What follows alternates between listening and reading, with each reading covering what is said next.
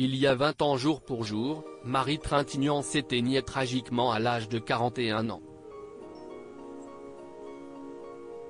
Présent à son chevet, l'acteur Lambert Wilson avait fait des confidences déchirantes concernant ses derniers instants.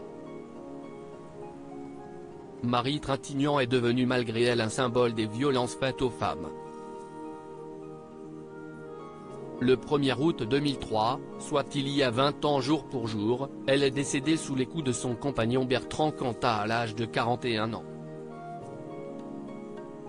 Le drame avait eu lieu dans une chambre d'hôtel de Vilnius, en Lituanie, où elle séjournait pour les besoins du tournage du téléfilm Colette, une femme libre.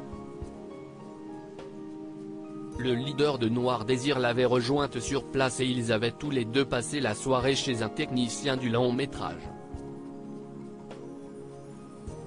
En rentrant, vers 1h du matin, une dispute aurait éclaté lorsque le chanteur aurait évoqué Samuel Benchstrit, dont Marie Trintignant venait tout juste de se séparer.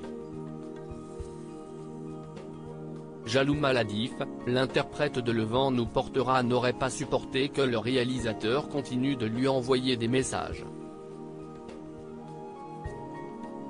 Selon le rapport d'autopsie, il aurait ainsi asséné pas moins de 19 coups à la fille de Jean-Louis Trintignant, dont 7 au visage. Laissée inconsciente pendant plusieurs heures, avec du sang sortant de sa bouche, elle avait finalement été hospitalisée en état de mort cérébrale, avant d'être rapatriée en France. Lambert Wilson au chevet de Marie Trintignant à la demande de Nadine Trintignant, Lambert Wilson, qui figurait lui aussi au casting du téléfilm Colette, une femme libre, s'était immédiatement rendu au chevet de Marie Trintignant, à Vilnius. Il lui avait rendu visite une deuxième fois à son rapatriement en France. Si est-il là qu'il avait été témoin d'un phénomène assez surprenant, qui le hante encore aujourd'hui.